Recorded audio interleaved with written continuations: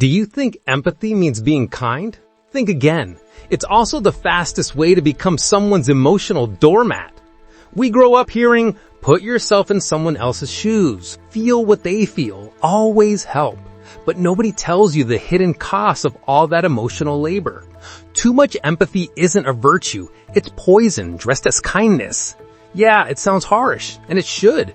Because when empathy goes too far, it traps you, carrying a weight that isn't yours, fixing problems that aren't yours, bleeding for wounds you never got. And the worst part? The world cheers for it, calls you a good person, big-hearted. What they really mean is, thanks for sacrificing yourself while I relax. Empathy is like sugar on virtues, sweet on the outside, corrosive on the inside. Here's the truth. You can't save anyone by drowning with them. Yet extreme empaths try anyway. They jump into someone else's mess, thinking they can teach them to swim. In the end, both go under. Psychologists call it empathy fatigue. Your emotions crash under everyone else's pain. You become a human sponge, soaking up sadness, anger, guilt, and despair, until there's nothing left of you. Unfiltered empathy is like free Wi-Fi. Anyone connects, drains you, and leaves without a thank you. And then you wonder why you're tired, anxious, drained, thinking it's your fault, not moral burnout. The dark side of empathy starts when it stops being a bridge and becomes a cage. We live in a world where empathy is mandatory. See the other side, they say. Even if the other side is a wall. On social media, empathy is performance. You don't need to feel, just look like it. A post, a hashtag, a sad emoji.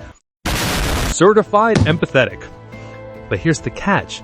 Empathy is now a tool of manipulation. Companies sell humanized products while exploiting employees. Politicians cry on TV while voting against the people who need it most. And you, from your couch, feel emotional and think the world is changing. It's not. Only the marketing changed. Slabboy Žižek calls it empathy as anesthetic. We feel, comment, share, and do nothing. Empathy becomes a social drug, eases guilt, keeps problems alive.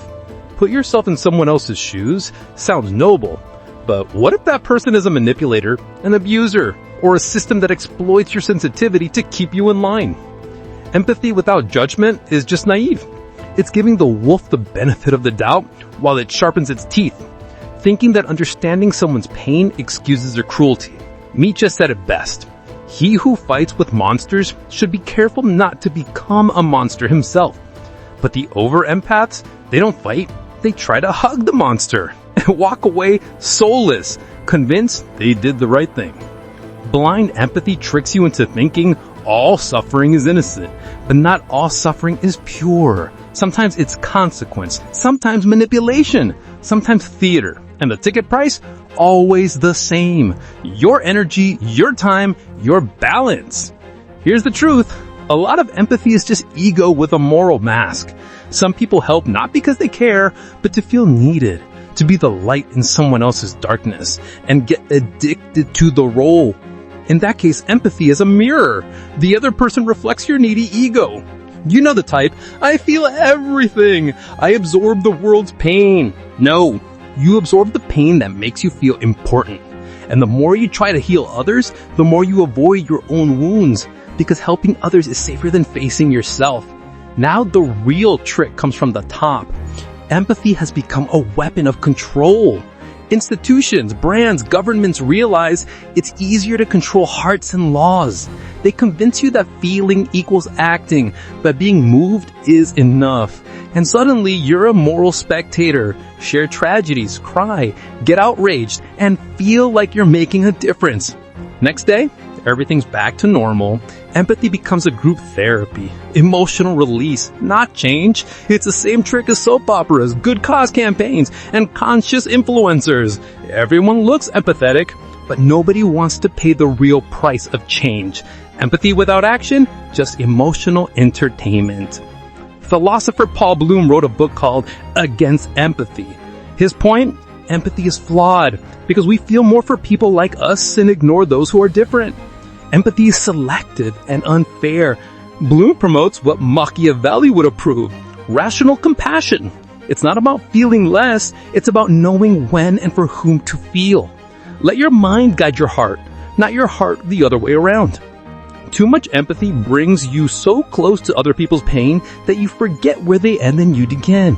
A person without emotional boundaries is an open field for abuse. This isn't about becoming cold. It's about realizing human warmth can burn. Healthy empathy isn't feeling what the other feels, it's recognizing it without losing yourself. Reach out, but don't give your neck. True empathy is strategic. Know when someone needs help and when they just want an audience. Help without getting sick. Listen without absorbing.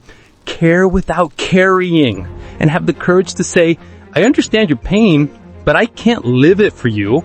This isn't coldness. This is emotional wisdom. It's the boundary that separates those who genuinely save from those who drown trying. The problem isn't feeling. The problem is not knowing how to use what you feel. Empathy used wisely is powerful. It lets you read people, understand intentions, anticipate moves. Machiavelli with a heart. Misused, you become the emotional servant of skilled manipulators. The difference between the wise empath and the foolish one sees the game. The other thinks the world is fair. Yes, you heard that right. The antidote to toxic empathy is lucid selfishness, putting yourself first without guilt. Realizing exhausting yourself for others isn't noble, it's useless. Sometimes saying I can't is more empathetic than, sure, I'll help. Those who destroy themselves for others aren't good, they're foolish. And the world, it forgets you the next day. If you want to help people, start by protecting your sanity. An exhausted heart heals no one, it just spreads more exhaustion. Too much empathy is love without filter, compassion without direction, morality without strategy. Every virtue without limits rots. Being empathetic isn't feeling everything, it's knowing what's worth feeling. It's not absorbing suffering, it's turning it into clarity. And above all, it's remembering you're someone else's other too. Before you drown in someone else's pain, take a breath and think, no one can save you if you're the first to jump. Be empathetic, but with breaks. Feel, but filter it. Love, but set boundaries. Because at the end of the day, empathy without awareness is just another form of self-destruction. The world doesn't need sensitive martyrs. It needs people sharp enough to feel without forgetting to survive.